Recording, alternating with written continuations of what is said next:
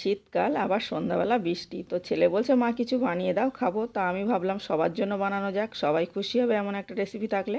প্রথমে এখানে 2.5 কাপ আটা নিয়েছি, তারপর স্বাদ মতো লবণ দিয়েছি, আর রসগোল্লার রস ছিল ফ্রিজে, তো সেটা আমি গরম করে দিয়ে নিলাম।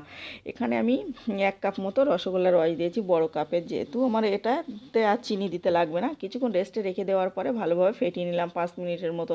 ফেটানোর পরে একদম শেষে 1 টেবিল চামচ বেকিং পাউডার দিয়ে আবারও একটু সময় ধরে ফেটিয়ে নিলাম। ফেটানোর পরে আমার ব্যাটারটা পুরোপুরিভাবে রেডি হয়ে গেছে, মানে আবারও ফেটানোর পরে এখানে আমি কড়াইতে তেল গরম করে রেখেছি, মানে গরম হয়ে গেছে হালকা। তারপরে আমি এখানে অল্প অল্প করে দিয়ে নিলাম।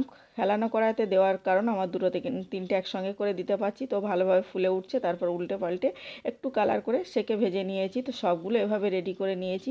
এটা তো বানাতে বানাতেই শেষ, তো অসম্ভব মজার হয়েছে। আর আপনাদের কেমন লেগেছে বলতে ভুলবেন না। অবশ্যই চ্যানেলটাকে সাবস্ক্রাইব ও লাইক করে পাশে থাকার অনুরোধ রইল।